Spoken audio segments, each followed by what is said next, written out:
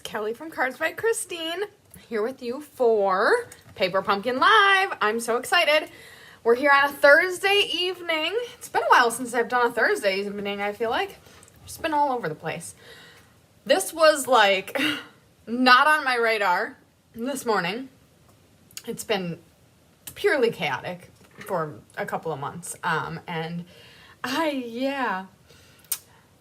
Chris called me. She had left or was about to leave or something like that.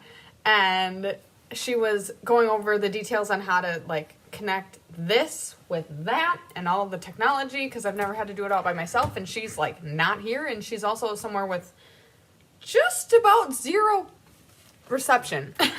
So she was going to explain to me what needed to be done. And I was like, oh, today's Thursday. Yeah, I got Paper Pumpkin tonight, so I let Mom know. It was all good. I have the best mom in the world, so. So here we are. I'm so excited to do this Paper Pumpkin. I, again, haven't peeked.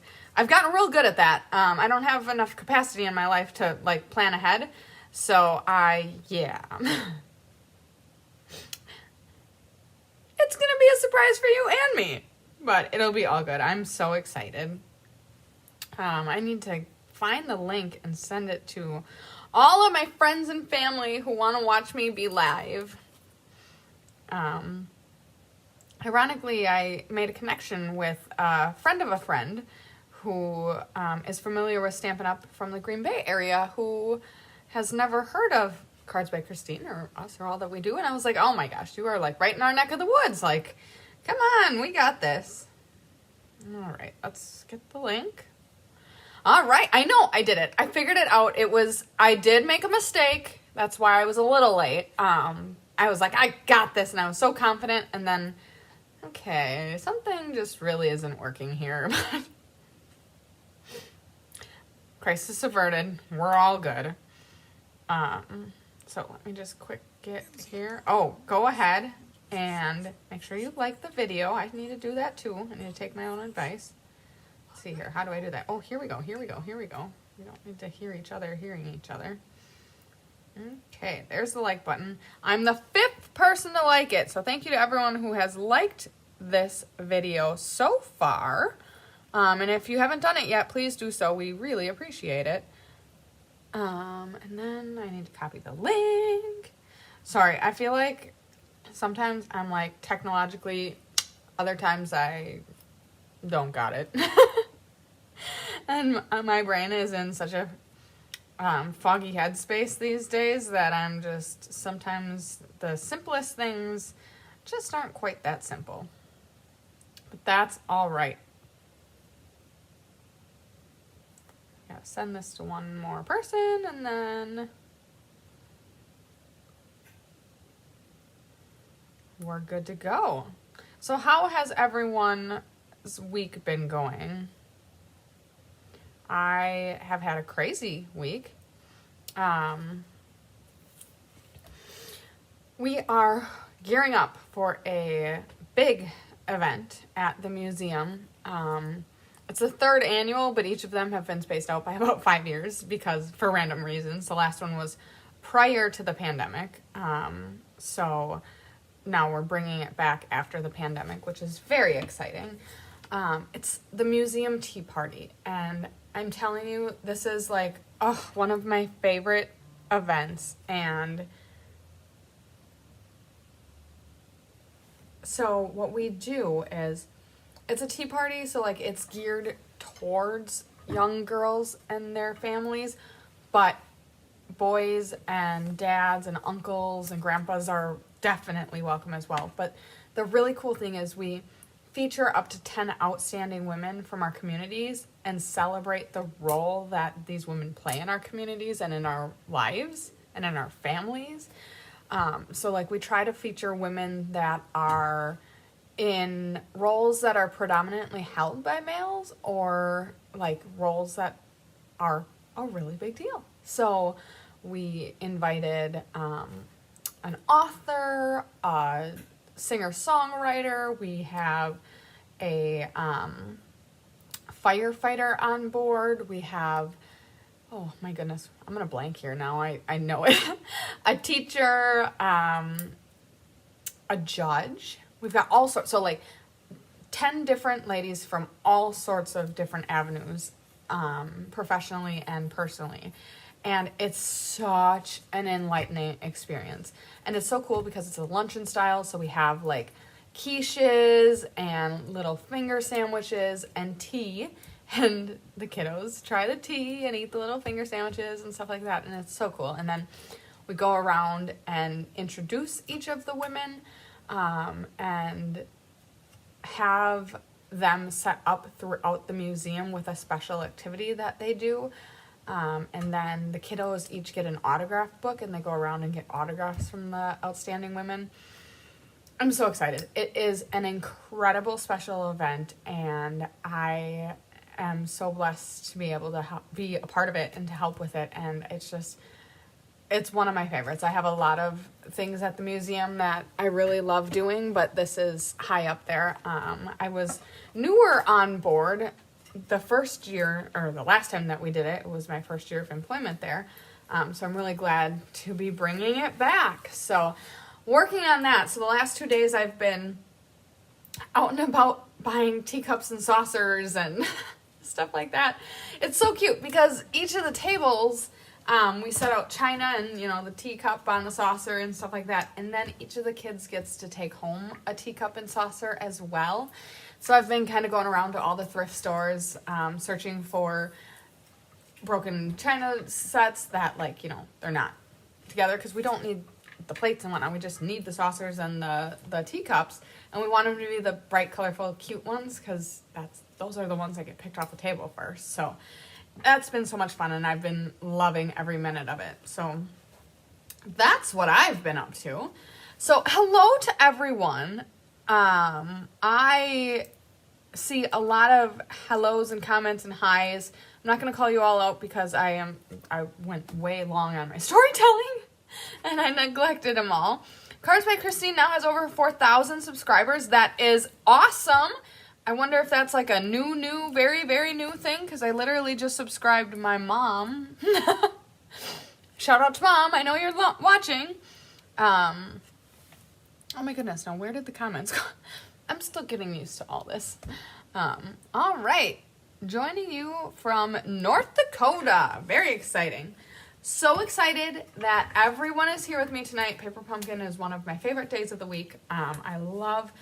Paper Pumpkin just does such a quality job with their kits, and I love making them, but I really love engaging and interacting with you guys as well. You're so much fun to be around, and such a fun, engaging audience that it just brings me so much joy. So it's my once a month opportunity to do something crafty, which I haven't been doing enough of recently, and to engage with all of you. So I think with that, I am going to open up our box and see what we've got waiting for us today. So, the July Paper Pumpkin has a special box. Ours is specially special because it's damaged, but that's okay. I don't know that Chris keeps the boxes anyways, but it is beautiful. I really hope this is a preview of what's inside, because I love me some watercoloring. If you have not been following Cards by Christine for long, you may not know that, but how long have I been doing this? I'll have to look that up. I've been doing Paper Pumpkin for, I don't know, at least 3 years. I've been subscribed for probably over 10, but yeah, I don't know how long I've been doing it. 106 degrees? Wow. North Dakota is getting slammed. We are at a beautiful upper 70s, low 80s. So we have beautiful weather here right now. So I'm sorry to hear about that. So it does appear as though this is a sketchy, flowery look. And then we've got some nice sentiments here. So we've got a small little hello. Let's celebrate you. Friends like you make life beautiful. You're simply the best. I'm so lucky to have you in my life. These are beautiful. And I went to school for graphic design, so I love how they mix the typography here. Oh, such simple, just normal typewriter looking fonts with these beautiful loose scripts. Oh, very nice. And then we've got gray granite. Oopsies, dropped that. All right, special box, but we're getting you out of the way. 102 and 108 in California, starting to cool down. Wow, guys, you are just like balmy out there. All right, painted petals. Wow, these are beautiful. So, excuse me. Here is my disclaimer. This is the July one. Now, Chris is not here, so I could be wrong. I don't see any extras. If you're interested, always feel free to reach out to Chris, and she'll let you know. But as of right now, I'm not seeing any extras. Sorry, I just swallowed wrong. Okay, so let me grab a couple things real quick, and then we'll get down to it.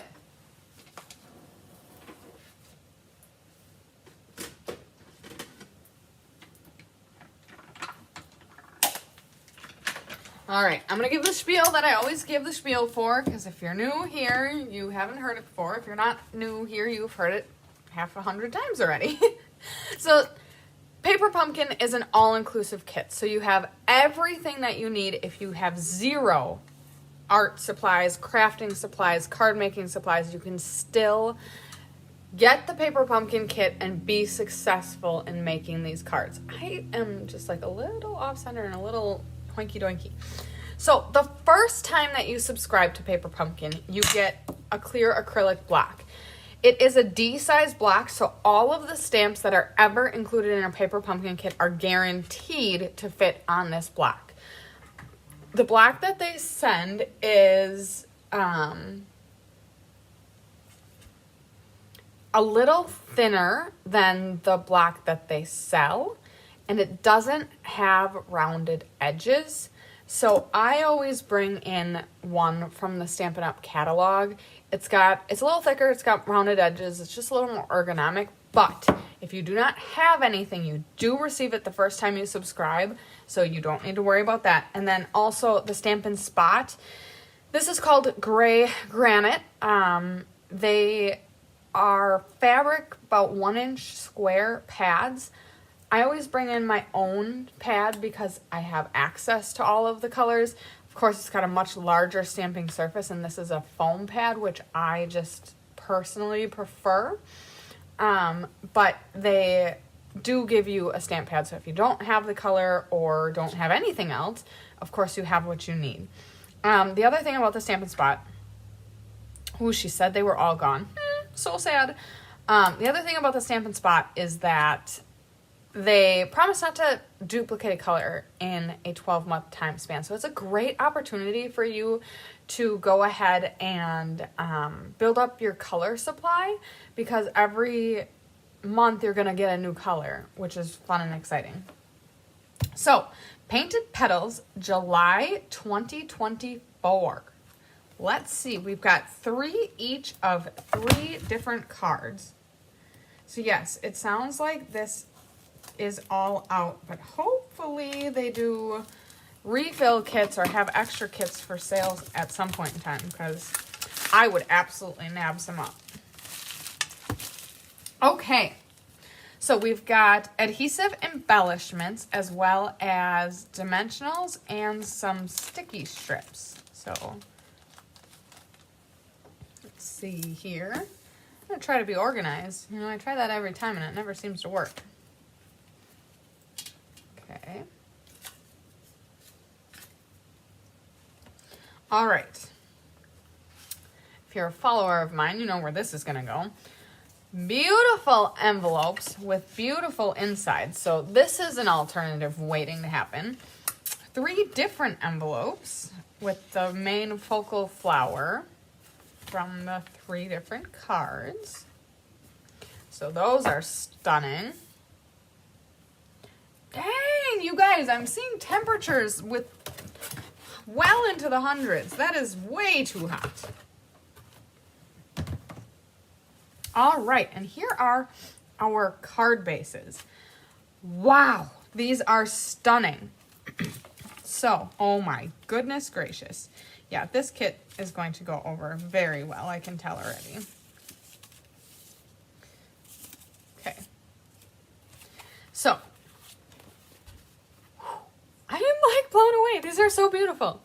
Okay, so we've got kind of like a frosted. Oh my gosh.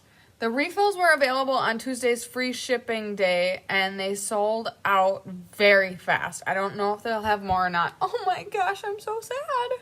I would have totally gotten some. Okay. Well, no crying over spilled milk. So, beautiful flowers in the background. It looks frosted, kind of like it has vellum or frosted glass over the top, and then stippling of ink on top. The back is pink with lines and stipples, and then all three of the bases look, I mean, obviously they're different, but similar. And then we've got the die pop-outs, punch-outs, that are going to enhance the faded out image. Okay, whoa. Got a little crazy going on in here. I'm going to punch these out because half of them have fallen out already. Anyways.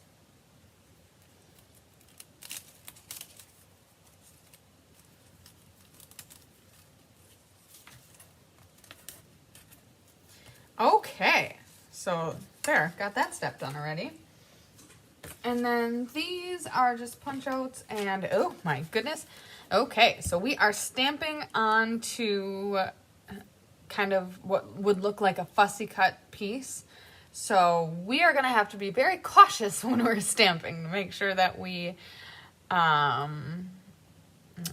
our best not to have it crooked. Okay, Maria said she ordered at 3 a.m. and they were gone already. Yeah, I didn't have a chance. Oh, that's funny.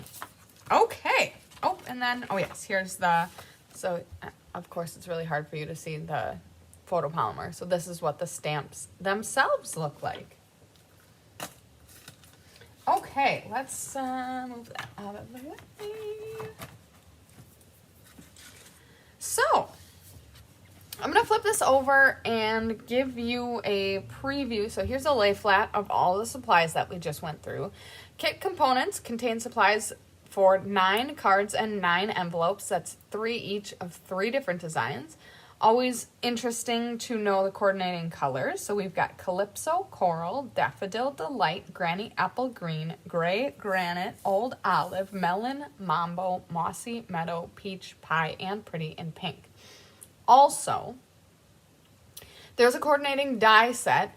This coordinating die set coordinates with this whole quarter's worth of paper pumpkin. So this die coordinates with the stamp that is in the paper pumpkin kit. And this is July. Then this word or maybe font or whatever coordinates with the August, and the leaf coordinates with the September. So they're kind of trying to do this quarterly release of paper pumpkins, and that's what these coordinating dies go with.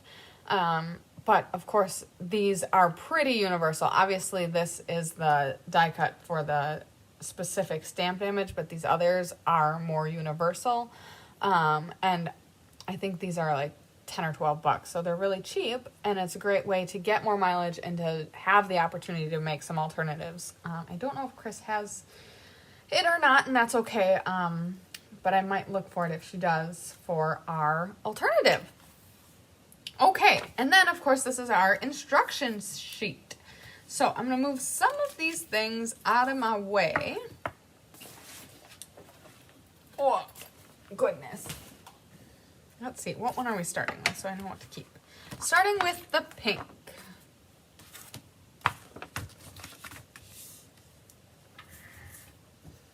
Okay, you guys, I have Stampin' Needs, but I don't have Stampin' Needs that require me to be up before 3 in the morning. Oh, that's funny. Okay. Wow. I'm so lucky to have you in my life. So that is the stamp we are going for. So, I gotta ask, who is a lucky recipient of one of these kits? So, are you a Paper Pumpkin subscriber? Okay, so now we gotta find the right one. So, how do I describe this? It's kind of like in the second column, it's got two humps on the top, one off to the left and one down to the bottom. That's what we're going to be using for this one. I personally always like to stamp off the stickiness of a photopolymer stamp when it's new.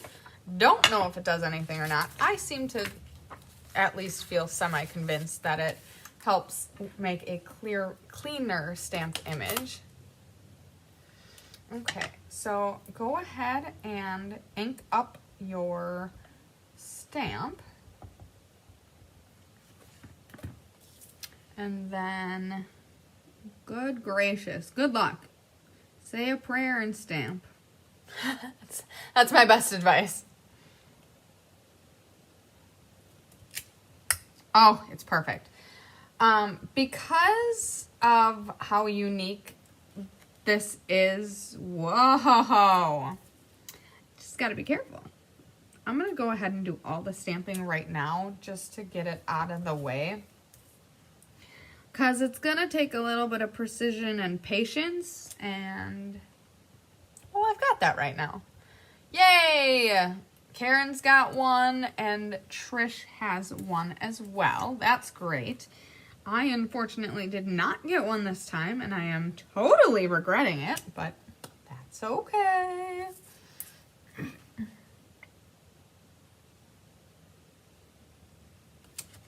Okay, so like I said, I'm just gonna go ahead and get all of these stamped. Ooh, that is very dry. So, Patience. Maria Gilbertson's also a subscriber. Yay! Patience, my dear friends, as I go ahead and just pound out all of the stamping right away. So clearly Hello is not one of these because there's not a super itty bitty tiny one. Whee! Okay, so the one on the first spot, farthest to the left, is Let's Celebrate You.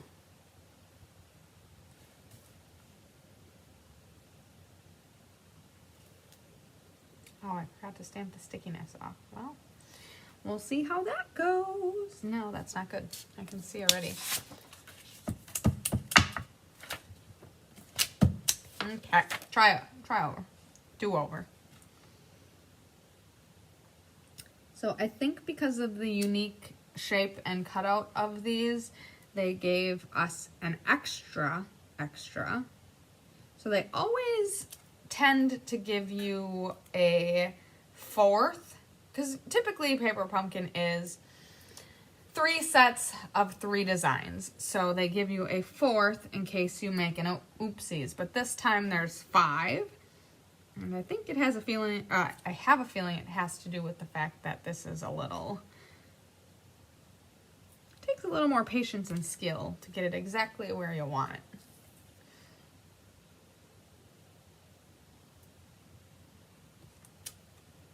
Okay, we'll move to the next one. Oh, that is awesome! So Cindy buys 5 Paper Pumpkins every month, and then her customers come and we make them along with the alternatives. That's such a great idea. I love that.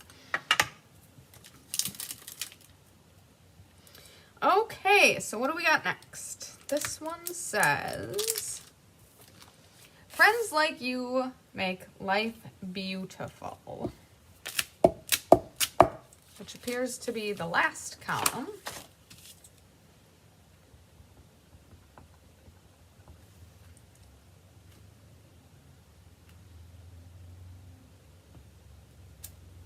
Ooh, that one's generous. So like some of these seem a little tighter, but this one's definitely Got plenty of space around it.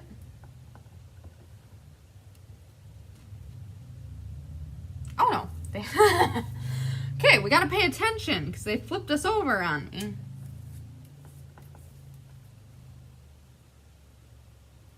I love that idea, Cindy. Maria agrees. That's a great idea. You know, the paper pumpkin kits have been so great. There used to be a time, well, honestly, when I first started subscribing, the kits were definitely not as inclusive and not as robust as they are now. And, you know, there have been some misses where it's just kind of like, that's not real great. But recently, there has not been a month that I'm like, yeah, I could do without this one. And that is why I always do an alternative. When it is a major miss, I try to give an idea on how to use it differently so you can still, because the supplies still can be used in some way, shape, or form, even if you're not a fan of how the kit was designed.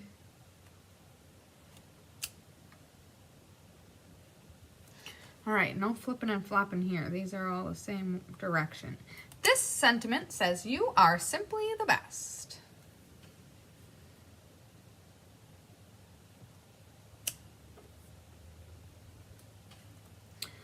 You may notice I choose, when it's something that's delicate or intricate like this, I want to stamp while it's on, because like, okay, the stamp is clear, so I can see through it. I can see the lines, so I can use the parts around the piece to shift it around. So that's why I'm stamping it before I punch it out. It just makes it easier. Then once they're all stamped, now I'll punch them all out and we're done.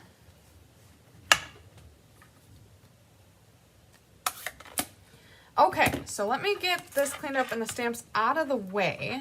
I have a feeling we won't be needing any more stamps, but I can't say that for certain.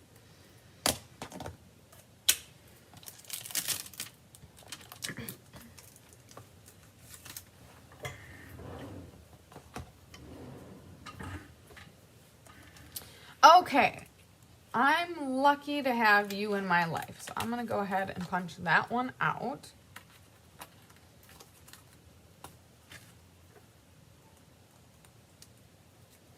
Okay, now you saw me kind of just rubbing the top here. The only drawback to to laser cut is they have to have some point of attachment to the master sheet. So it's not a necessary step, but I always like to try to trim them off because otherwise they do kind of show up. And just to give it a more polished, finished look, I just try to trim down those excess pieces. All right, so we need a pink strip as well. I'm going to reference the instructions just for a couple points of conversation for those who are either new subscribers or don't necessarily know. The white hexagons denote where a dimensional is suggested to be placed. Very strategic in some places, like this is, so that once it's layered, it doesn't get doubled up. And you'll see the instructions are incredibly clear, and you can obviously follow me along as well. And then this denotes the strip of adhesive. So let's get started by, I'm gonna grab one card base and one frame. And then we are going to flip the frame over. We're going to grab our dimensionals, and I'm going to put one in the center of the big flower, one in the center of the left flower, one in the center of the right flower, and then one in the bottommost leaf. Then we're going to flip the sentiment over and put a dimensional on the left side only, and then we're gonna flip the pink strip over, and ooh, that's a great idea. Trish says she used the flower stamp on the inside of the cards. I love that. Okay, so we're gonna tear off an adhesive strip and get that stuck on. Now, that's step number 2. Step number 3 is to take the backing off, and we are going to stick this down. Okay, so it looks like it's about 1/8 of an inch in from the right side of the card. And I can see just a smidge of green from this leaf. So at the base of this leaf, with just a little bit of that one peeking out, is the approximate location. Then we're gonna flip the frame over and peel the dimensional backs off. Now this is going to hover down and to the left of its faded image in the back. So I'll place it down and then I'll explain to you where I kind of put it. Just trying to use some metrics to help me place it approximately where they have it. And then make sure that it's not crooked.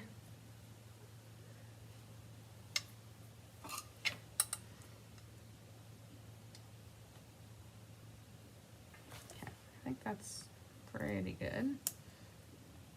Okay, so then I'm gonna go ahead and make sure I'm pressing on each of the dimensionals so that it's stuck down. So how I tried to place this is this bottom pink petal lines up with the pink of this banner, and the stem of the far left is just covering the far left portion of the pink banner as well. So that's how I was interpreting how they placed it, and just tried to do it similarly. I think mine appears to be a little crooked, but it's not too bad, so I'm gonna leave it because it would be very hard and dangerous to try to move that without breaking any of these fine little pieces. Then we're gonna put a dimensional right in here. Go ahead and grab that back off. Grab the back off the sentiment as well. And then we're going to place this right here. So about 1/4 of an inch, not quite, 3/8 of an inch up from the top of the banner. It is off-centered, so placed above the pink, not like centered on the pink, and then just as straight as we can make it.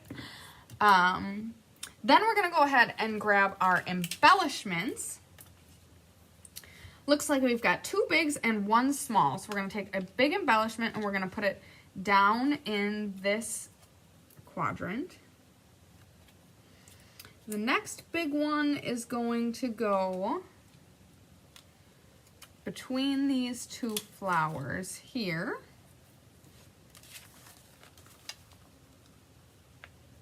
And the third one, this is like, where's Waldo? The third one is placed right in between here. So that's how that one shapes up. Huh, I did a bad job. You know, the first thing you're supposed to do is actually fold your card base. Oops. Okay, now, beautiful, lovely, absolutely nothing wrong with this card, but I'm gonna go ahead and add some Stella to, well, if Stella wants to cooperate tonight. And I'm gonna go ahead and add some Stella to the flower petals.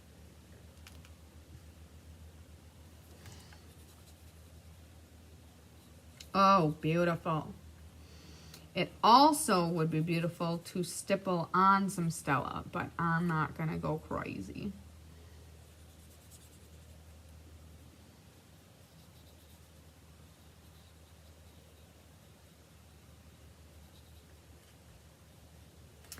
Would have been smart to do this before I stuck the sentiment down, but we're surviving.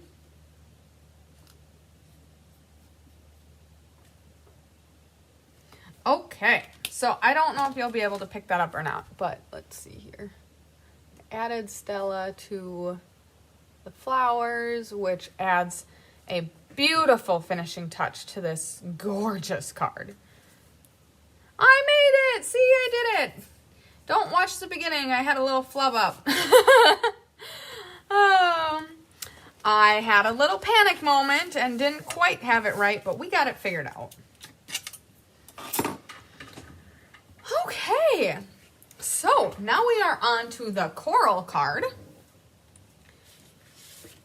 I'm thinking all of these cards are going to be put together very similarly, but we will see. Okay, so we need the coral banner and the Let's Celebrate You, which, where did I put my sentiments now? Oh my goodness. Okay, always throw away your dimensional backs because they end up everywhere. Okay, there's that. All right.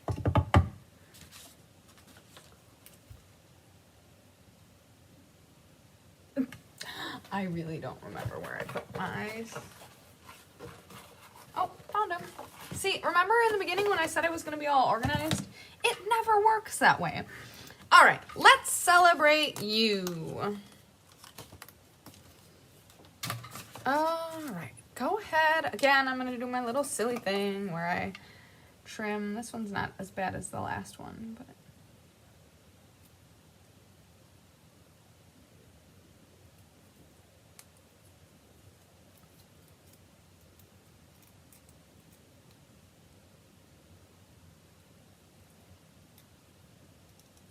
Okay. Now, same thing. Let's flip this guy over, and flip this guy over. Oh, no. We are going to start by folding our card and burnishing it with a bone folder. Love this kit. Becky White, you are so correct. This kit is fantastic. I'm going to pray to the heavens that they bring more back, but I'm not going to get my hopes up because if they already had some and they're all gone, I can see there's probably a slim chance. But you don't get what you don't pray for. Okay, so I'm going to go ahead. Some of these stems are like so delicate. All right, we are putting one dimensional in each of the flower heads and one in the center leaf. Now, I will say on the last card, I felt as though, I don't want to say it felt flimsy, but it could have definitely used a little more reinforcement in my eyes.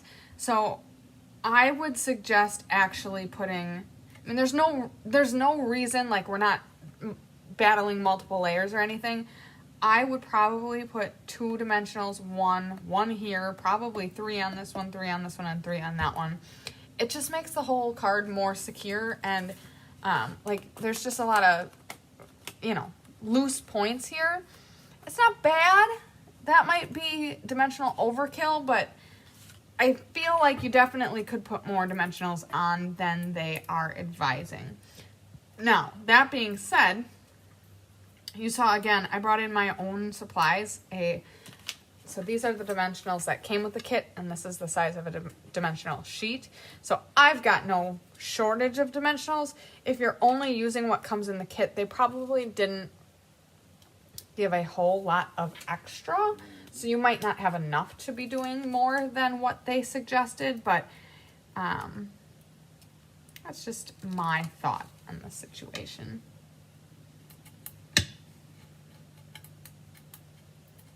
Oh my goodness.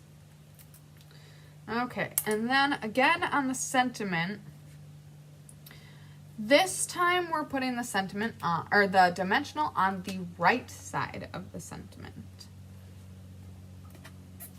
Oh, I already took those off. Ha ha. Oops. Let's pay attention to the directions. Okay, this time we are taking our coral banner, We're putting it about 1/4 of an inch off the left side. We are going to put it through the far left leaf where you can see just a smidge poking out the top and a decent chunk of green beneath. And then it's going to come up basically right butting up to the farthest right stem. So that's the placement on that. Wow, Bobby made about 10 alternatives. Holy man, you guys are making me feel like got some big shoes to fill. Okay, now this frame is going to be placed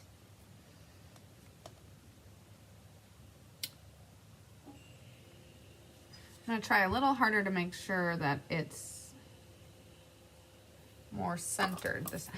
I don't know, maybe it wasn't off kilter, but it looked a little off kilter to me. Okay.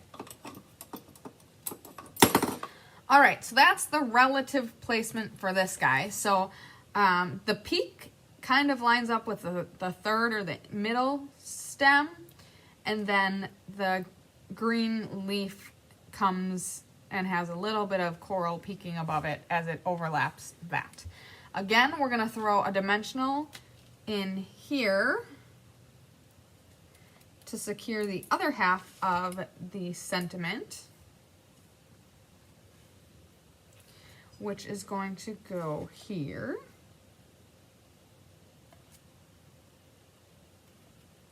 So we're going to have a little bit of coral peeking out on the side, and then about, I don't know, 1/4 of an inch peeking out the bottom.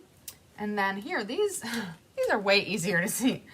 So we're doing 2 big and a little again, and we've got a big one here, a big one, oopsies, that went flying, a big one here, and a little baby right up here. Again, absolutely stunning card. I have no qualms about it, but I am going to bring in Stella, if I haven't lost her, and Stella up the petals.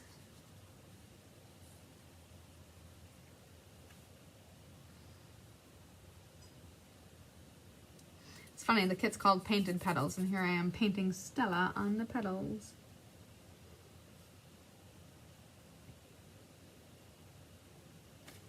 Oh, saves, I got them on the stem. It's not called painted stems.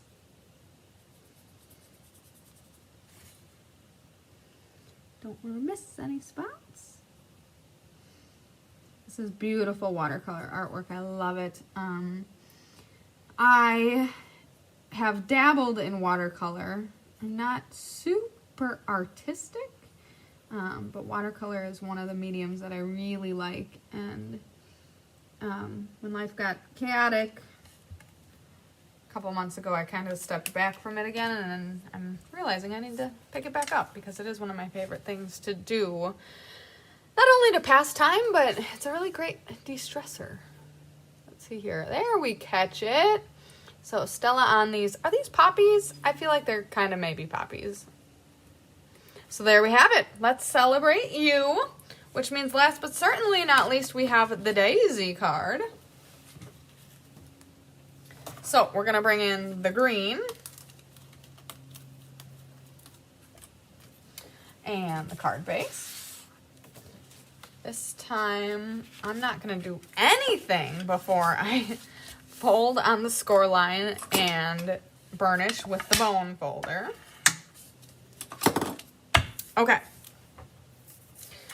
Per all the former ones, friends like you make life beautiful. It'll take a little less time to find it this time, now that I know where I hit it. You know, unless I moved it, which I might have done. Nope, nope, nope, nope, nope. Ah! Friends like you make life beautiful. Okay. So, we're going to start with our little trimmings.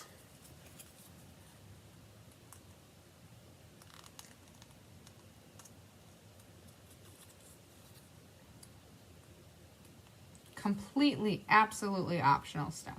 I just like to make it clean. Okay, now we're flipping everything over. We're starting with a piece of, I don't know, this is, to me it's kind of like tear and tape, but just in a different format. Okay, then we have dimensionals on the center of each of the daisies. Ooh, that one got a little high. Okay. And then on the middlemost leaf. Again, if you have an abundance of supplies, I would be judicious and maybe go ahead and add a couple extra dimensionals, but not necessary.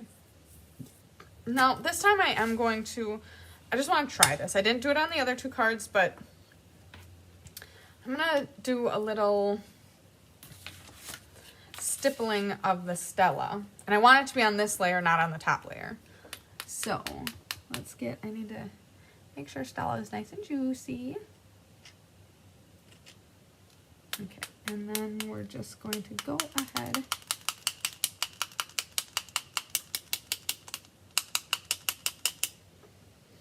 The beautiful and difficult thing about this is it goes everywhere and you have no control. Like, I want to get some more up in that corner and I just can't make that happen. That's okay.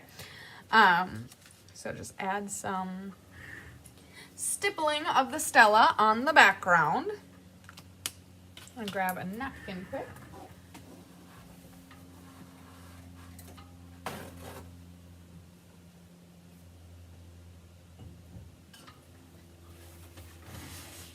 Get the extra Stella out of the way.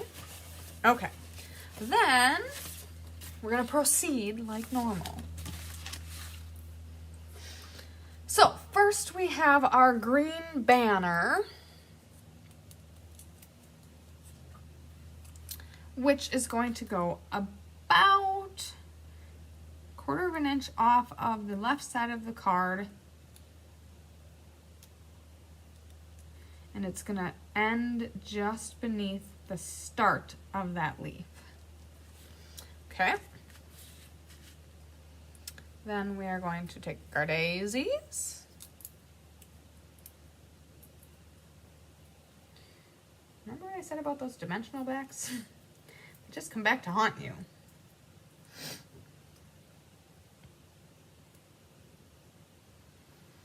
Okay, now this is going to go, it looks like it's basically centered on the card. So,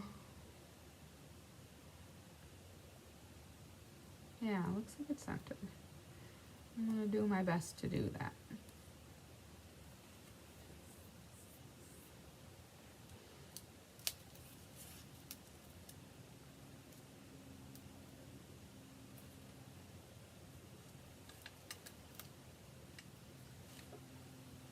There-ish. So basically this stem kind of is just off of the right-hand side of that green strip. Okay, we are also putting a dimensional. This is going to be a covert covert mission. We're going to sneak it. Oh, jeez. In this corner, so kind of, I'm going to sneak underneath and we're going to put just a smidge of the leaf on it, and the rest of it is going to hold up the sentiment. The sentiment itself is going to box itself in here, the bottom being just above the green and the left being just off of the green as well. Friends like you make life beautiful. Then we're going to go ahead and put our adhesive sequins. We're going to put one right here off the daisy petal.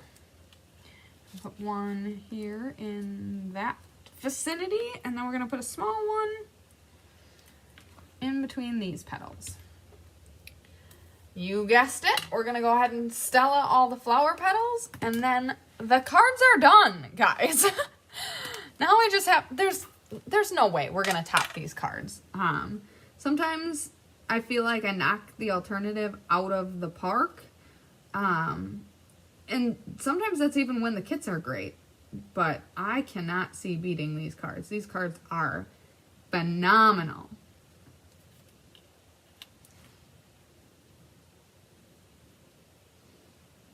For the time being, my intention is just to paint the petals, not the centers of the flower. Once I'm done, I will see if I think that looks weird or if that was the right choice. See, like this petal is falling because there's no adhesive behind it. I feel like I could have gone a little heavier on the, I mean, I could still sneak one behind there, but that's just definitely not supported enough.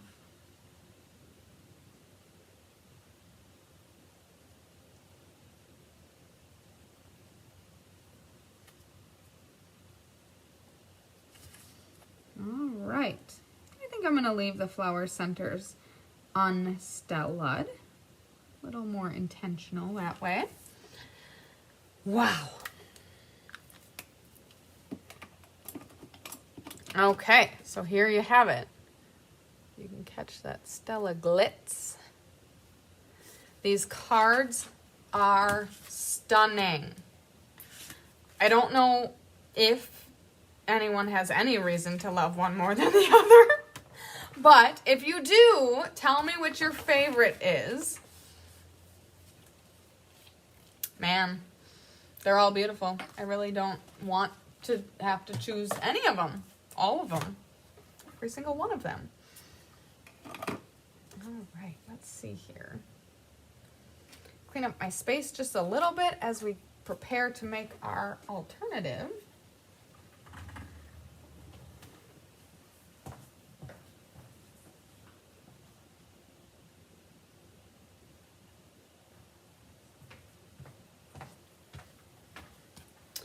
Okay. So, I'm going to leave these close by for inspiration. If, you guys, I'm so predictable, and I know you guys know this. If you've watched any of the Paper Pumpkins with me before, I have a very common theme for my alternatives, and it is to make the most out of a kit without necessarily sacrificing anything from the kit itself. So I want to be able to make these 9 cards and use some of the elements of the kit that are kind of extemporaneous and use them to make more cards. That's just like Bobby was saying, she used up her whole kit and she made 10 alternatives. So as I always do, I'm looking at things as we go through the kit and seeing ways that I can kind of scrap and use elsewhere. So for instance, these cards are beautiful. I love that they are not matted and that the whole base is white. Yes, there's some painting on it and some splatter. But to me, yes, it is a really beautiful element of the card to have the back be a complementary color. But at the same time, it's kind of unnecessary. It's not going to take away from the card to cut the cards in half. And I mean, you totally could take this and mount it on an old olive if you wanted that pop of color on the back, and then have a matte on the inside, and then the inside would be old olive as well. But I see this as a complete blank canvas to use as a background for an alternative card. Similarly, the inside of these envelopes, I always struggle with this. So the inside is basically a complete piece of DSP. Yes, the inside of the shorter side is just white, but this whole, the back of this whole piece is basically DSP. These envelopes also have printing on the front, so you bet I'm going to be taking this and using it for my card. I don't know how these are going to come together. I don't know which one I'm going to use. So we've got corner flowers on all of them. And if you haven't heard it before, my feeling about decorative envelopes is I love them. They are so beautiful. I love when Stampin' Up! Includes them. For some people, having a coordinating envelope is like the cherry on top. For me, I see it as an opportunity to make this kit go farther. Now, of course, having the complimentary imagery on the envelope is great, but as a card maker, I pray that when I send someone a homemade card, they keep it, but I definitely don't have any expectation that they're going to keep the envelope. I rightfully so think it's definitely going to be recycled. I mean, you're going to write an address on it, and then it's going to go through all the postal machines. It's going to get dinged up and damaged. This is my perspective and my point of view. So why not use this to make more cards? Basic white envelopes are so inexpensive. It's just a way to make the kit go a little farther. So that's my soapbox. I think for the intent and purpose of this video, I am going to go with the pink flowers. I don't know why. Now, another thing to bear in mind. So there are 3 of these. So there are 0 additional of these. That's fine.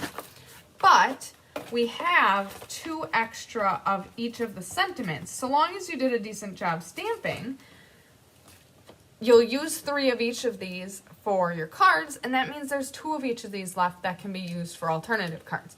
Now, to be honest with you, there's nothing super special about this. You absolutely could just stamp this on a basic white and fussy cut around it, but the fact that it's already done and it's extra, you bet I'm going to use that.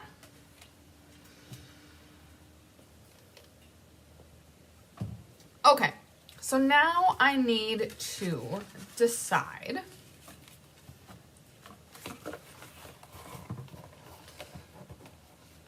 I think I'm going to leave the inside of the envelope alone because I'm focusing on this. I mean, I can cut this out and then see if this other piece does me anything. Obviously, it's beautiful, so I don't need to just throw it away just to throw it away. I'm envisioning not liking the look of fussy cutting around these. If I fussy cut right up to it, it's gonna take a long time, be a big pain, and probably be very difficult to make it look good, and then it's gonna get really delicate. And if I cut like normal fussy cutting with a white border around it, I think I'm just not gonna like how that looks. It's very hard to make fussy cutting look perfect. It probably is impossible to make it perfect. So I think I'm going to sacrifice the back of this, which means I'm going to have to go ahead and, when I finish this kit, mount this on either a basic white, here I kind of still have the score mark on here, either a basic white and stick with, you know, a white inside like the card originally had, or I don't remember which pink it said this was. Let's go back to our instructions. I think it was Pretty in Pink. Pretty in Pink. So that is the other way that we could make sure that this card comes back to life without sacrificing any of the important elements. So back to this. I'm going to,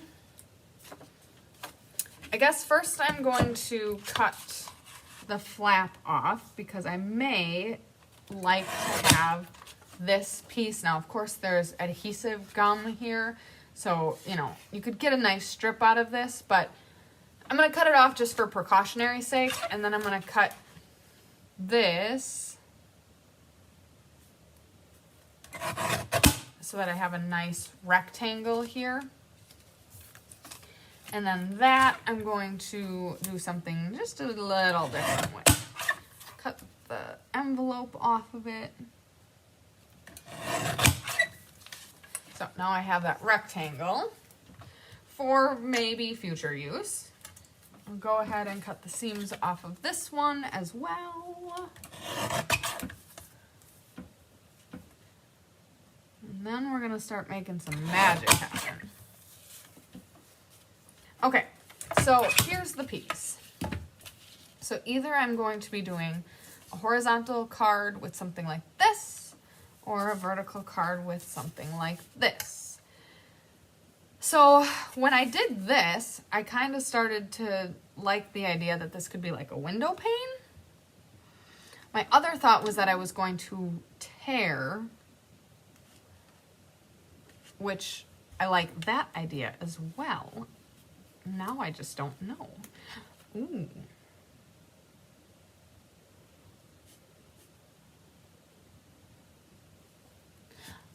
I'm going to start with the tearing idea.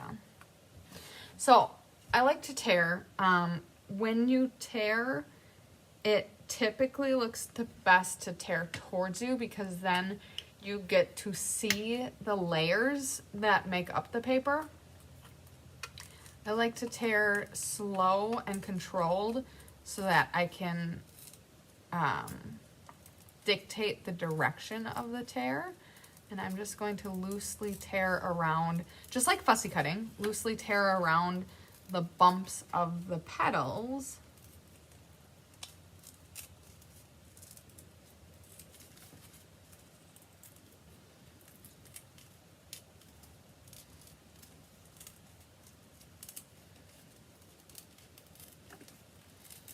Tearing is a technique that was around back in the day when I started stamping. And it had a shelf life, but now I've seen it coming back, and I've always loved tearing. I think it's a beautiful effect.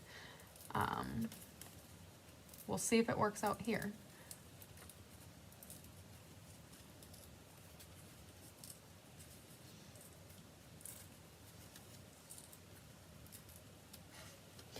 So this is the back, but what I'm going to show you is the difference because it's easier to see on a colored paper. So tearing towards you, you get to see the layers of the paper, and that's a really beautiful, like you can see the fibers, you can see the tear. Tearing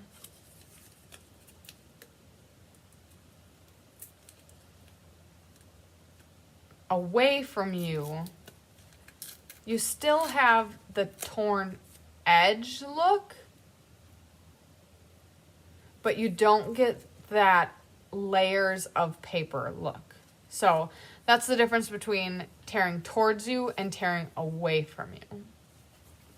Okay, so now I've got this. It's gotta go either there or here because it is nestled in the corner. I really like it down here on this vertical style card. Okay, now I want to figure out, I mean, obviously I want to use my stamps. Ooh, I really like this line texture stamp.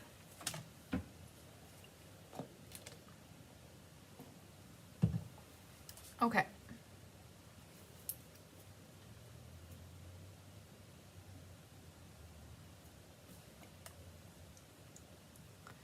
I kind of like the idea of a floating frame, but I don't know if I'm going to do it or not. So let's get out some paper and start playing. Ooh. Okay, so vellum, which I hear is retired. Whoever decided vellum needed to be retired should have contacted me first because I am like in a vellum kick. I love vellum. It is one of my favorites. Yeah, that's happening. Ooh. That's Old Olive.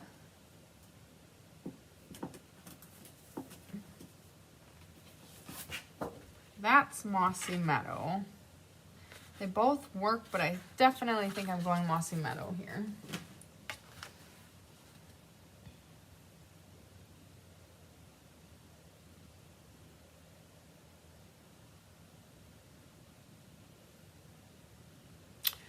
Okay, so a card base is 4 1/4 by 5 1/2. I want a thicker border on this, so I'm going to go 5. Let's see if I have any bigger scraps. Lo and behold, I do. Okay, so I'm gonna go 3 3/4 by 5.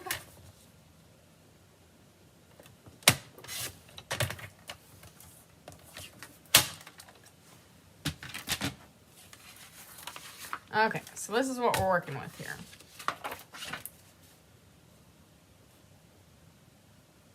That was maybe a smidgen too big of a border, but it'll be okay.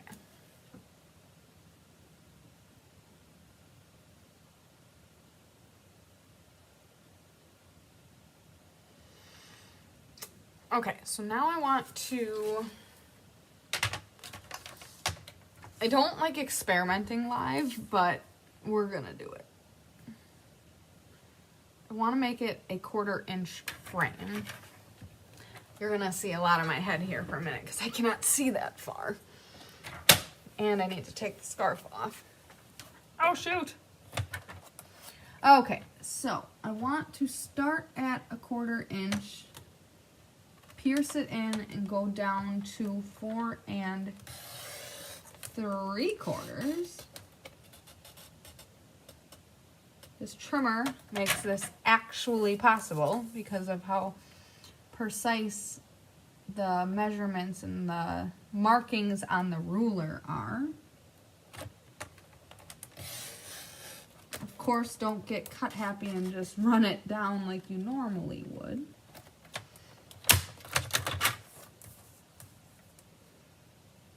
So I'm lining it up with the 1/4 mark, which is the first mark to the right of the cutting track.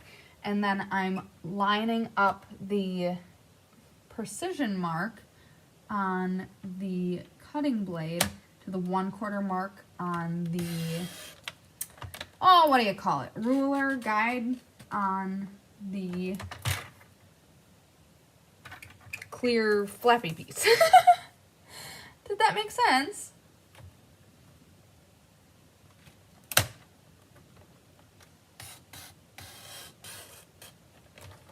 Now, because the track is clear, you can see where you're running into the other line. So this cut went through, this cut went through, they all went through. I thought there were some that didn't overlap. Well, look at that.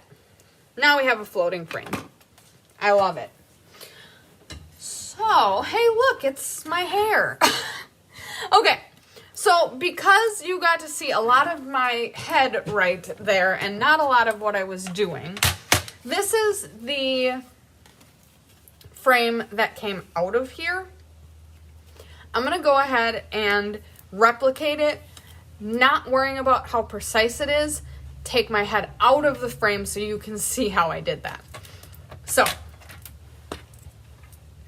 the 1/4 inch mark is right here. So I was lining my paper up to the 1/4 inch mark, and then I was closing the flap.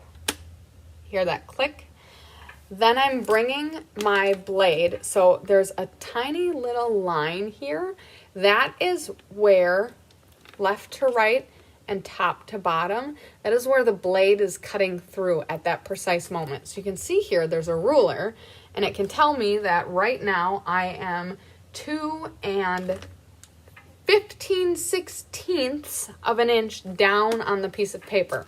So I'm going to bring it up to the 1/4 inch mark here on the ruler, and then I'm going to bring it down to the 4 1/4 inch mark, and that's going to give me a 1/4 inch cut. That's a 1/4 of an inch from the top and a 1/4 of an inch from the bottom. If I rotate it, line it up again to that 1/4 inch mark, put it down, click it, push my blade through the paper, bring it all the way up to that 1/4 inch mark, bring it all the way down to 4 1/4. Now, of course, these are the dimensions on this scrap piece of paper. It was different when I was doing the regular one.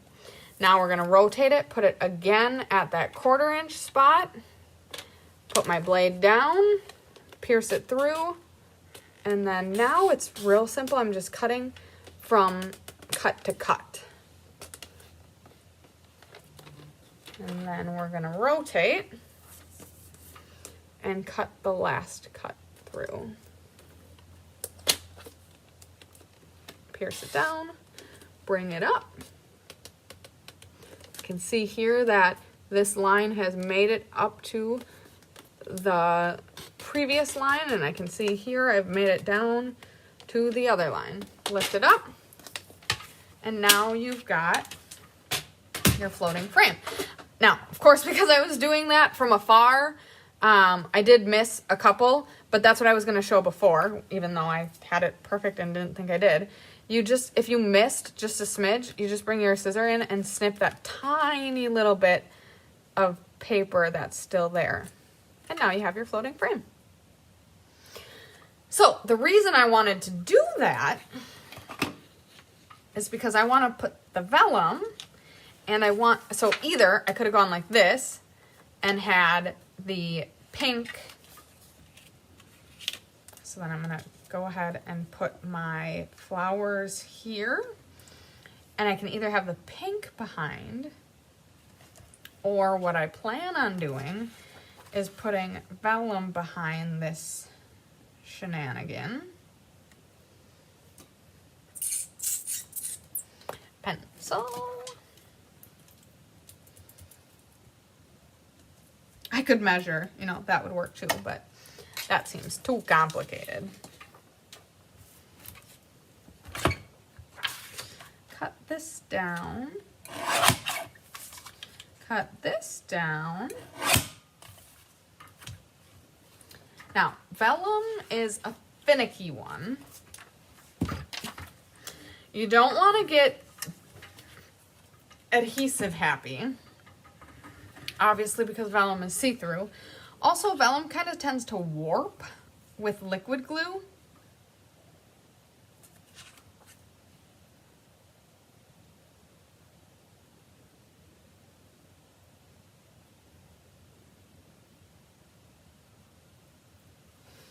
Okay, so what I'm doing, I think the best route for adhering this down without it getting warpy is to use tear and tape.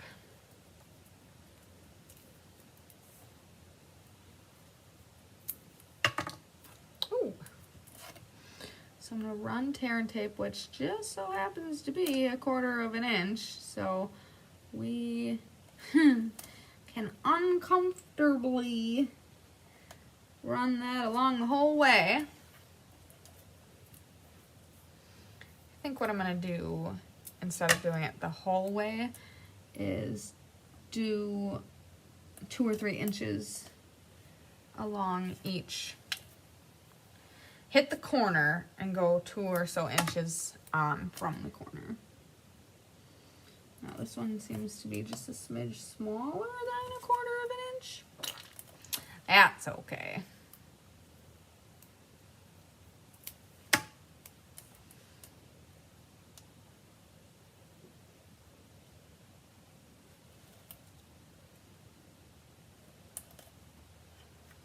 All right, I like to use my fingernail or a bone folder to really press that adhesive into the paper.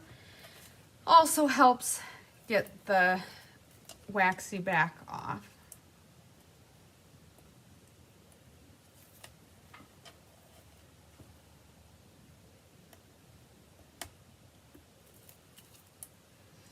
Now on the side where I had just a smidge hang over, I'll roll that up so that the adhesive doesn't interfere with anything. You're gonna miss. had just a little bit of hangover there too. Okay, so then I'm going to bring my vellum in. This is the back side, so it does not matter how perfectly centered or uncentered. We'll go with uncentered. That is. And now I think I want this to be hovering. So I'm going to go ahead.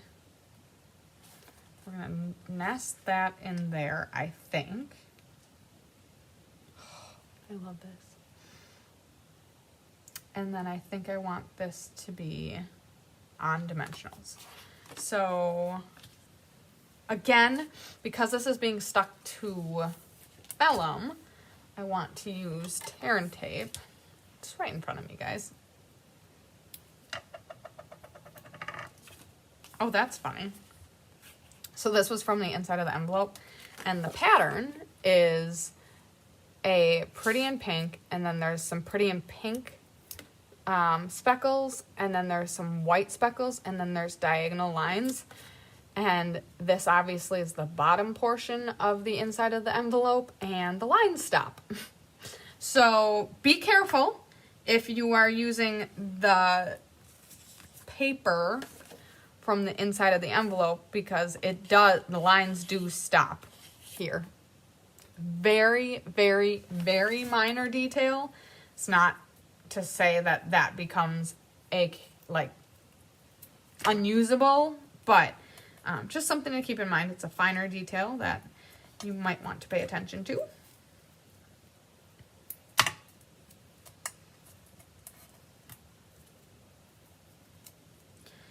All right.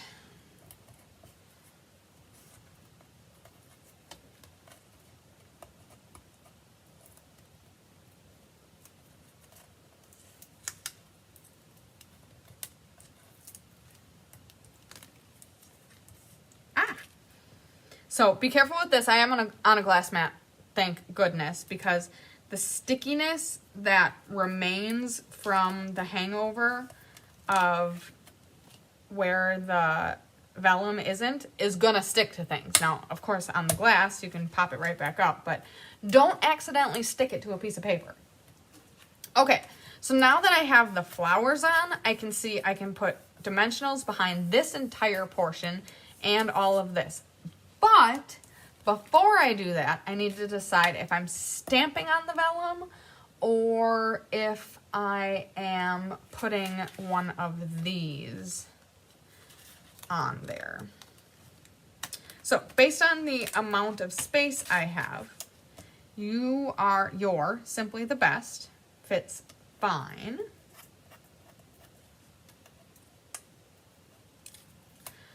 Friends like you make life beautiful. That fits great. Let's celebrate you. That would fit too. Okay, so they all are gonna fit from what I can tell. Let's celebrate you. And then I'm so lucky to have you in my life. This one might be the hardest to make fit because of the descender of the Y. Well, that fits pretty nicely, but it does leave this area open. So your discretion whether or not you want to use any of those statements. I'm going to go with friends like you make life beautiful. And I'm going to go ahead and stamp right on the vellum. If you heard the deep sigh, it's because I'm not super great at this. I'm pretty sure on vellum you want to use stays on, so I'm going to grab that. Again, I could be wrong there, but anyone in the comments, if you know better than I do, please let me know if there is different advice on that. Stays on is a permanent ink. I don't dislike the look of the white fussy cut quote unquote border around it, but I like the cleanliness of that. Oh, that is beautiful. So now the surface of vellum is kind of glossy, so that's going to take a hot minute to dry. So I'm going to let that dry while I clean this off. There is a special cleaner for stays on, because otherwise it permanently stays on. What a unique name, you know? The stamp. So you want to be intentional in cleaning your stamps so that you can continue to use them.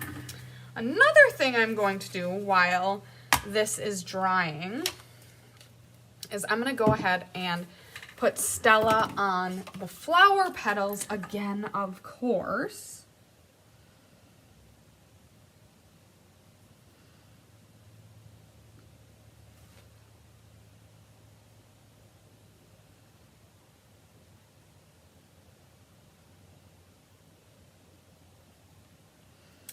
Lots of flowers on this beautiful image.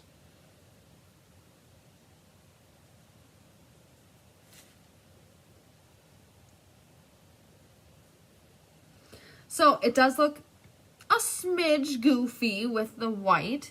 Obviously, we were trying to be creative, but I don't think it looks, you know, when I make alternatives, my goal is to make it look like the recipient isn't like, wow, my card was made out of absolute scraps. Like, thanks. I think this doesn't look like it's a hot mess. I hope you agree. Okay, I'm gonna let that Stella dry a little bit longer too.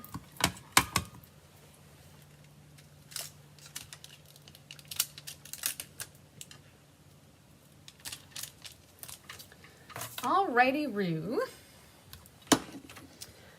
While I'm giving that the last little bit to dry, I'm gonna go grab some embellishments. Also just gonna do a quick count. So we used 2 per, oopsies, 2 of the big ones per card times 9 cards is 18. 1, 2, 3, 4, 5, 6 times 3 is 18. So there would be 1, 2, 3, 4, 5, 6 additional large rhinestone or sequins. 6, 7, 8, 9, and 3 additional small ones. So that would allow you to use some of these if you wanted, because of course we don't want to take away from the original cards by making these. I might end up using the ones that are extra, but let me go see what else we have.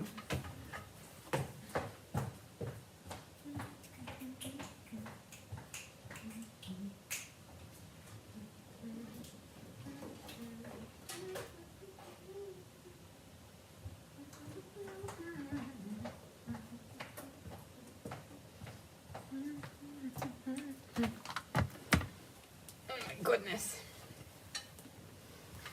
Guys, it's cold in the hive today. Holy man. All right. Ooh, these are beautiful. Iridescent faceted gems. I never remember what's current or not current, so my sincere apologies if any of the things I pull are not current anymore. Okay, these. Are there some of the clear ones left in this? This is iridescent foil gems. So some of these are clear, some of them are gold. Maybe they're all gold. I love them. Let's see here. Oh, look at that. If you love the sequins, adhesive back sequin trio. Even have some pink ones. Ooh, that would be fun. The tealy color definitely doesn't match. Obviously, there's green in the card, but not that much. Okay, so we got 2 options. I'm sure there's limitless other options as well, but for this sake, we have 2 options. Okay, now I'm gonna go ahead and make the magic happen to support this. So I do not want to be liberal with my dimensionals because I don't want this to sag. This is a large piece and I don't want it to sag under the weight of the card. So I'm gonna go ahead and put a fair amount of dimensionals on this card.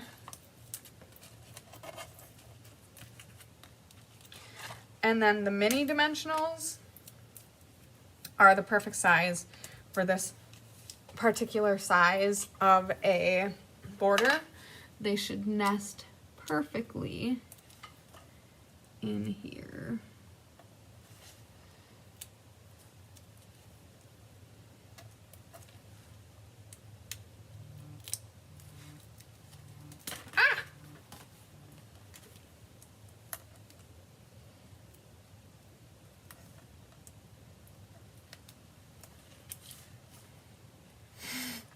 You see how everything's sticking to me? Oh, lordy. Now, you could avoid that. Let's put it this way. If you made the vellum the exact width of the outside of the Mossy Meadow, problem solved.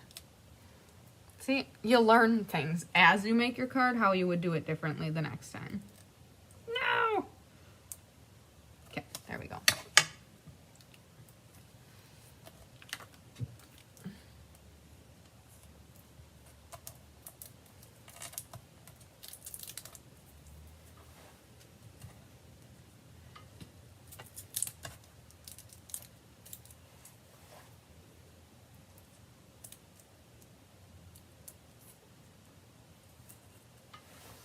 Okay.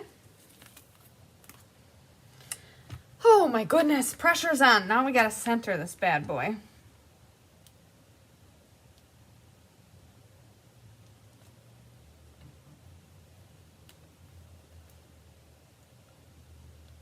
Dang, I like it. Okay, so I contemplated putting one here, and now I do wish I would have done that. So I'm gonna try to do that after the fact. So I'm going to stick it on my take your pick tool, get the backer off. My fingernails are much too long for this. You know what? I'm going to stick it on my fingernail and sneak one in there, and just helps hold it. There's a low spot here too, but that's less of an issue because there's an adhesive. There's other dimensionals to help hold that weight up. Okay, huge fan. Now,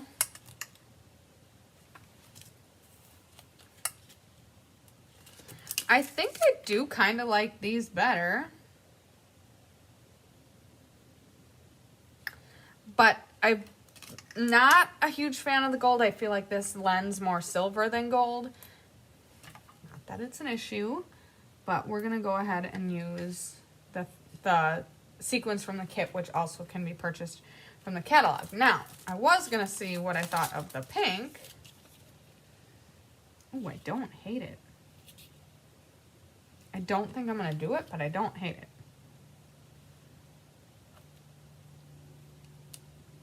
Okay, so I feel like I'm gonna put one there. Put one here. And put a small one here. I don't know, something like that. What do you guys think? Feedback from the peanut gallery? I'd love to hear it. I think that's where that card is gonna end. As I pick up my supplies.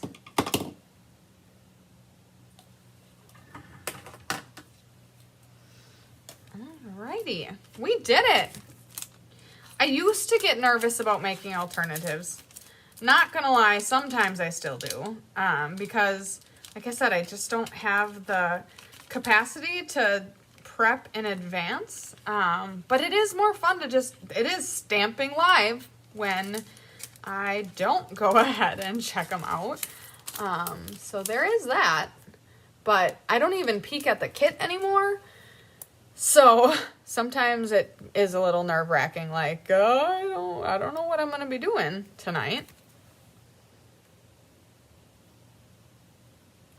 Okay, so I was like, wow, they are not commenting tonight. My comments were frozen, so I have not been receiving comments since before I even started the alternative. Australia, woohoo! We don't have Paper Pumpkin in Australia. That is a shame. Beautiful cards, doing great. 112 degrees in the car today. Dang. To add texture, fret to add texture. Ooh, 7 degrees Celsius in Melbourne. Cold. Wow. Winter over there.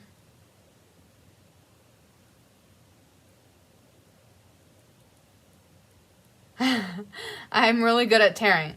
I'm telling you, that was like back in my day. I really loved that new green vellum is really beautiful. Ooh, I haven't seen that embossed. Ooh, that would have been really cool to emboss the vellum. That might have looked really neat. This is the first you could do the adhesive back dragonflies or birds. I thought about that, Melanie. I know they are an online exclusive. Great. Okay, so I just caught up on all of the comments that were hanging out there. My bad. I was like, man, they just went crickets. But that's okay. I wasn't going to question. Maybe we were tired tonight or this morning, depending on where you're viewing from. All right, I don't remember which. I think there's a rhyme and reason to which box these things come from, but don't tell Chris. Okay, I think I got that. Awesome. Okay, so let's bring back all of our cards. Where did I put them? You guys, I lost the cards. Dun, dun, dun, dun. Let's just keep cleaning up until the cards show up. Put them in the box. There's a chance. I did. Okay. Here we go. These are the cards we made tonight. I love every single one of them. I was going to, you know what, for kicks and giggles, I'm going to do it. I'm going to make one more alternative because I'm just so inspired by this. So I'm going to grab the coral and I'm going to grab the coral back in the beginning. And I think this is going to be an easier one. So that's why I want to show this because that could be viewed as an intimidating alternative. It's definitely more bright and colorful than but I love how white and classy these are. Like, please don't take that the wrong way. Okay, so keeping these over here for my inspiration. We're going to do very much the same as we did on the other alternative, but we're going to track the other idea that I had instead.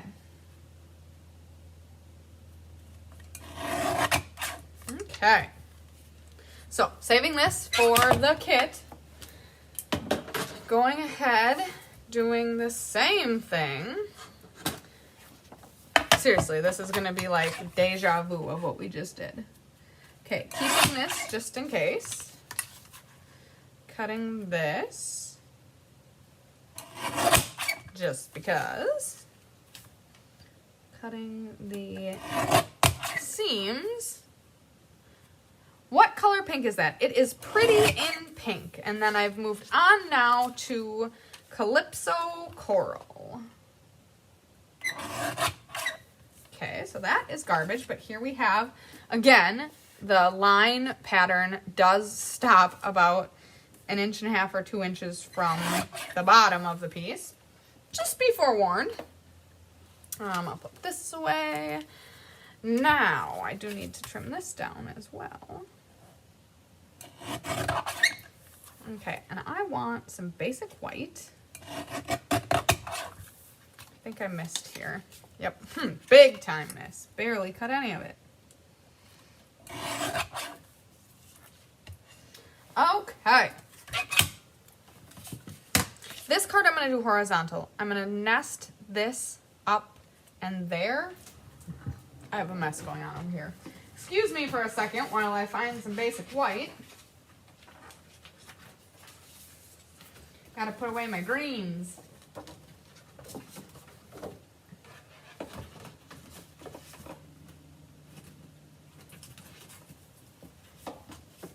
Okay, basic white.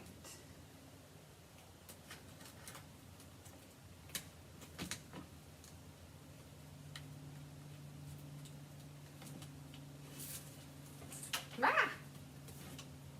That thing's flying everywhere. Okay. Now, in person, you can even see that a little bit. They don't look to be exactly the same, which is not ideal. So this might end my idea right here. This has more... White is white, but there are different whites. Like this white, to me, has more of a blue undertone, whereas this has more of a white undertone. I'm going to pretend that that's not going to bother me, but it's really going to bother me. But I want to nestle this here, and then I want to cut it approximately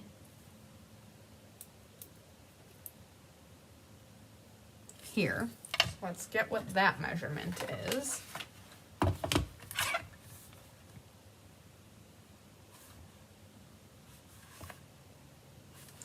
Looks to be 4 inches, and that tracks. That would be a normal mat. Kelly, sometimes it's okay to use your brain. Okay, so then I'm going to have that matted just like normal. And then I'm going to have another panel over here, which is going to be 4 inches tall. Oh, here we have scraps galore.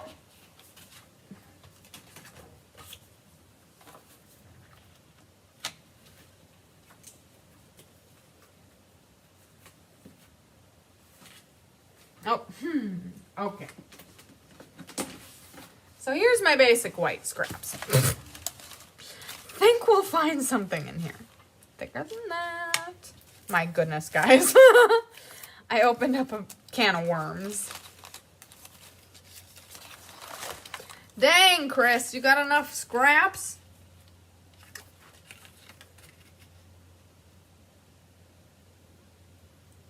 Okay, I think this is like 1/8 of an inch shy. So what do we have here? Anything just a little thicker than that?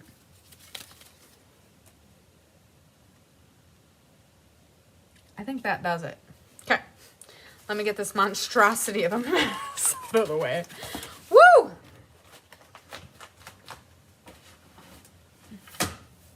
Chris has an exceptional organization. She has, well, upstairs, her organization is even better. Down here she has in a folder, in each filing folder, the colors labeled and then full sheets with scraps.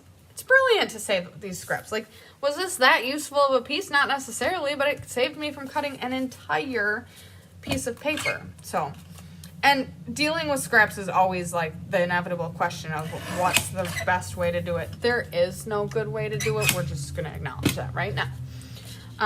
But upstairs, Chris has 3 files for each color. And in one file, she has unopened packs of paper. In the next file, she has open, full sheets of paper. And then I think in the third file, it's the scraps. Brilliant.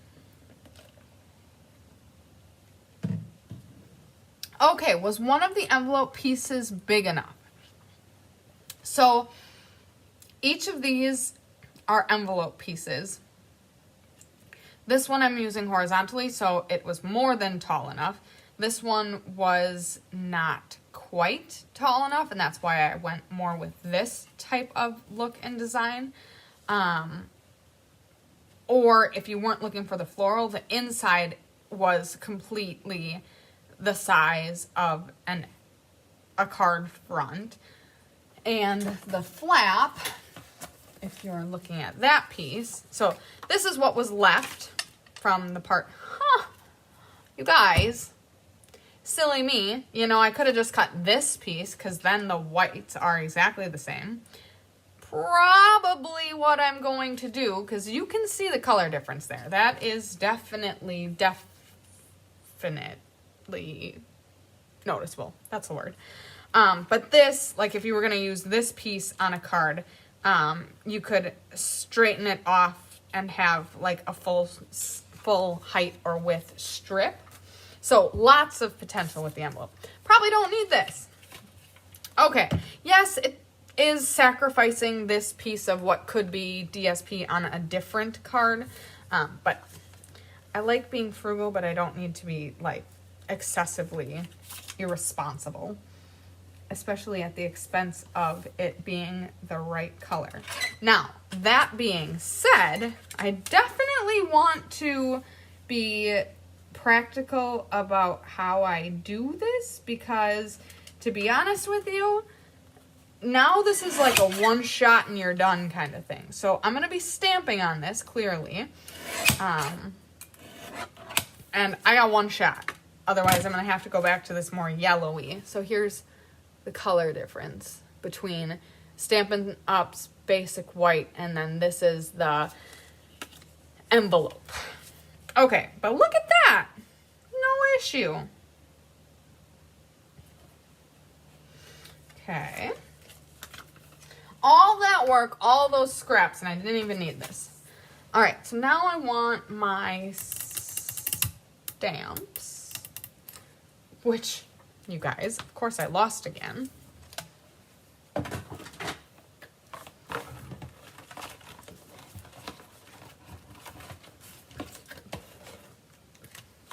Ooh.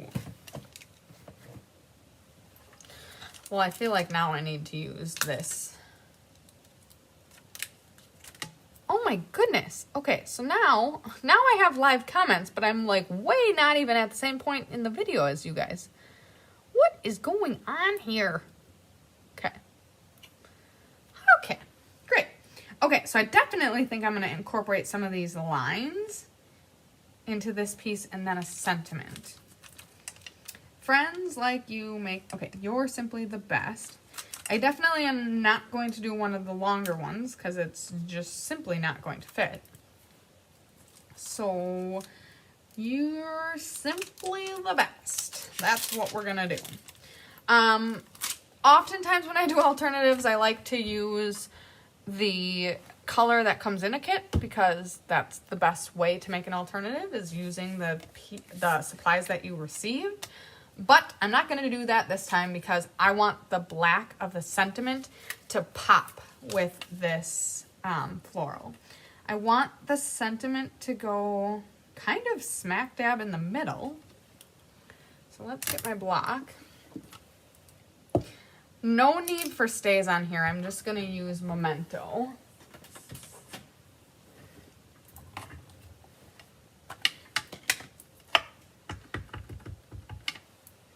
I'm going to try to center it smack dab in the middle. So centered left to right and top to bottom.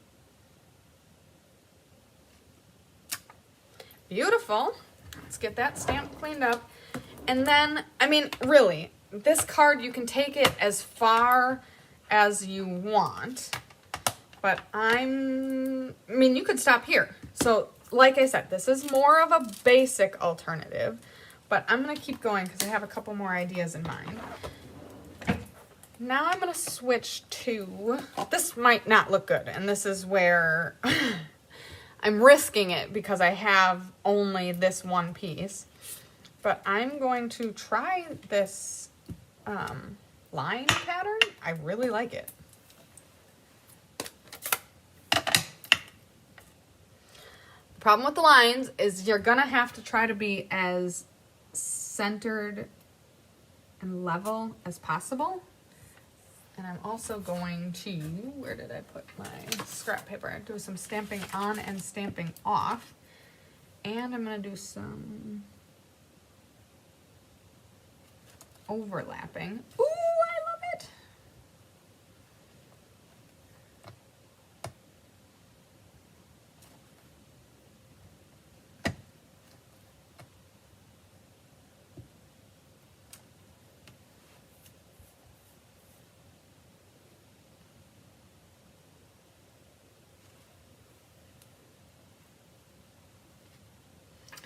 I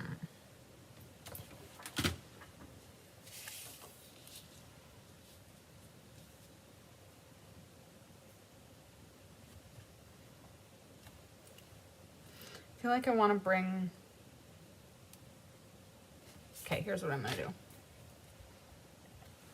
I'm going to do a stamped off the edge, closer down by the sentiment. Woo! I like it. I'm a fan.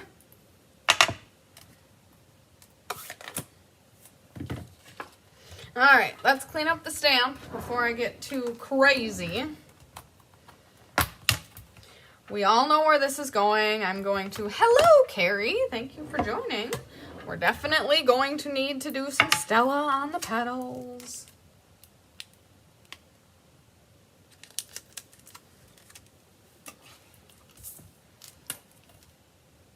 So I may as well do that so that can kind of dry.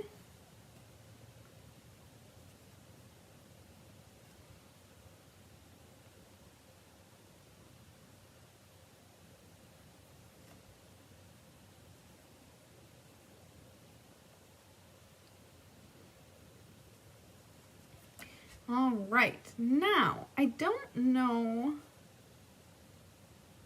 if I want to Stella on the lines on the other side. I don't want to make it feel like, oh, this was the pretty piece and that was just the extra piece. I just slapped it on because we, you know, needed something over there. So I want to make them cohesive and make it maybe even feel like it was intentionally designed that way. So either I'm going to Stella on the lines, or I might stipple the whole thing with Stella. I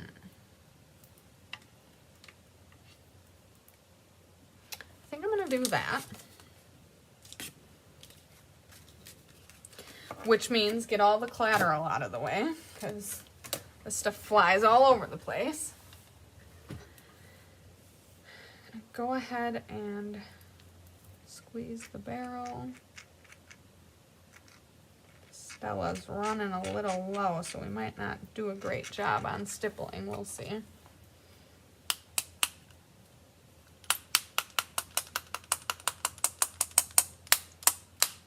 Oh, we're getting there. See if I can squeeze a little more out.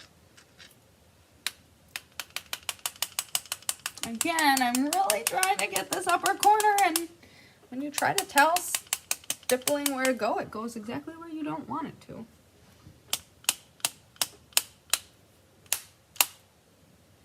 Alright, that's going to be good enough. I'll bring it up and show you what it looks like. It looks really cool. To be honest with you, where'd my paper towel go? Alright, let's move that out of the way and let's let that sufficiently dry.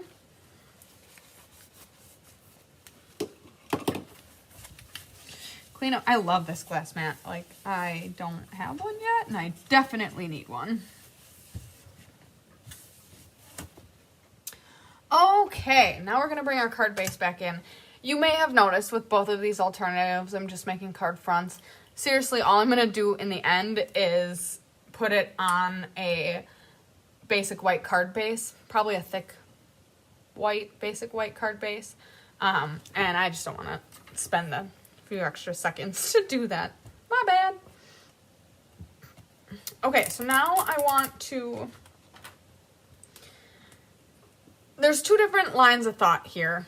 We can either just stick her down and call her a day, or I do like the thought of putting this on dimensionals. Now, this is thinner paper than the DSP, so that might not be a fantastic idea, because it does have the opportunity to sag more because it's a little thinner.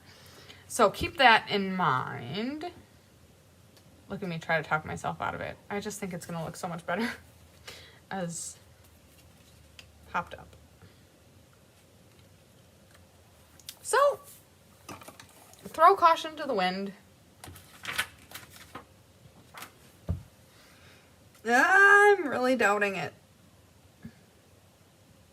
If I had adhesive or like dimensional strips, it would be so much easier. Let me go see if I can find a glue scissor.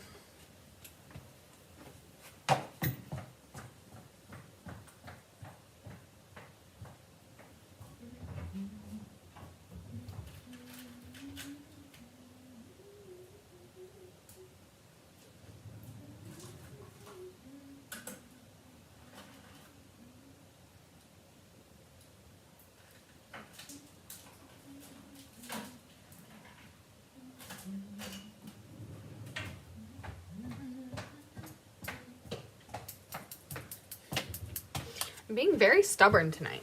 I have a vision. I want to see it come to life. Okay, so. Oh, gonna have to cut that off too.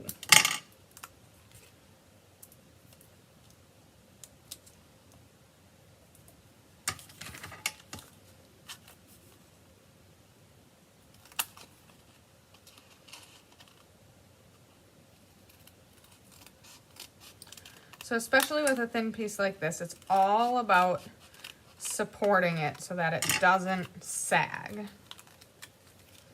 There's my Midwestern accent, everybody. Enjoy.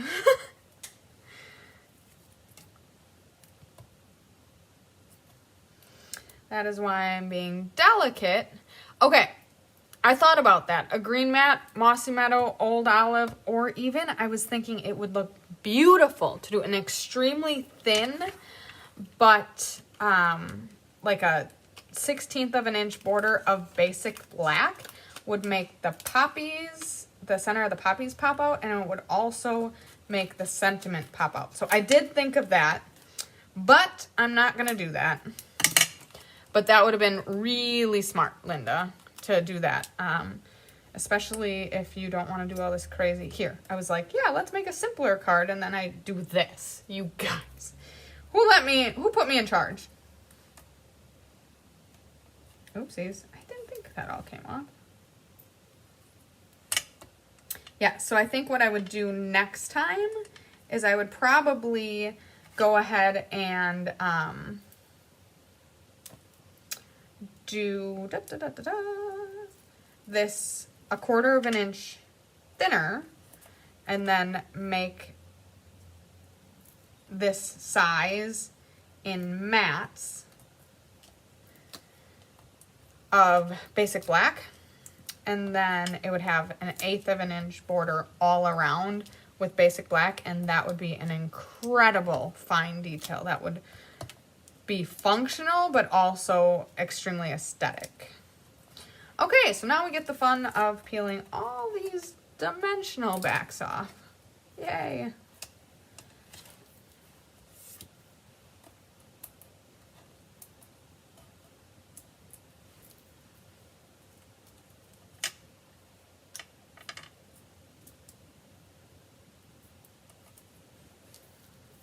Don't mind me as I spend the next 10 minutes taking dimensional backs off. Okay, so I think what I'm going to do is I'm going to start by adhering and centering as best as I can the larger piece, and then doing the smaller piece second. And clearly the dimensionals are working. No! Okay. Thought I had one more. Okay.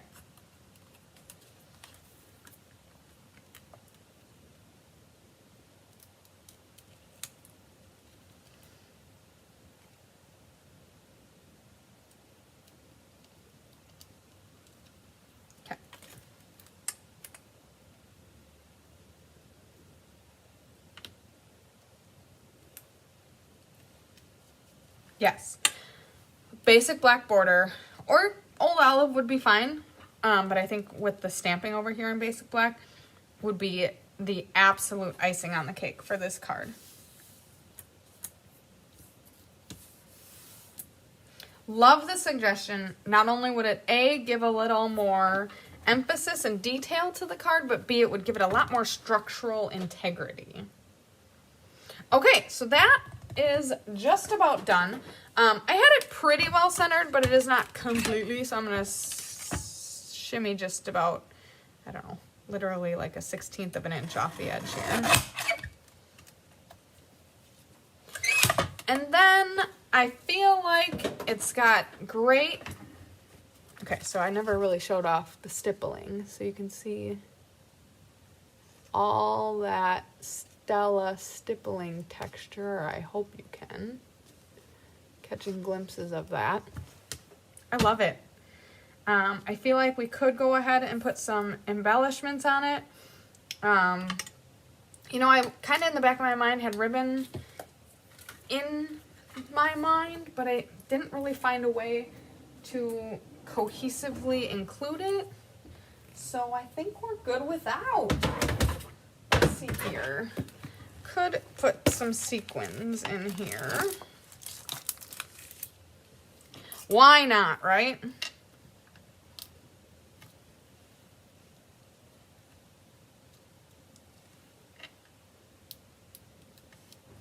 Another way to tie the two sides together. Ah!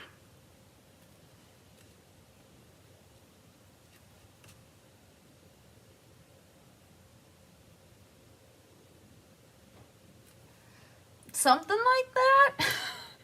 You guys, I have said it forever, and I will continue to say it forever. I'm not super great at randomly placing the embellishments. Not my strong suit. But I'm happy with it. So there you go. You got a bonus alternative just because I was feeling extra generous tonight. Let's see here. Where did all of my cards go?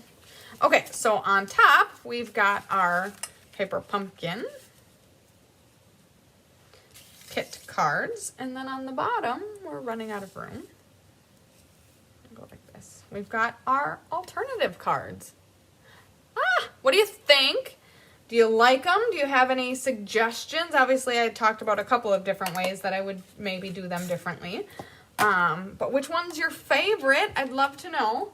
And also, as always, if you were inspired to create any of these alternatives, or not even necessarily these alternatives, but an alternative because of watching Paper Pumpkin, let us know. We love to hear it. Also share your pictures. We love to share them.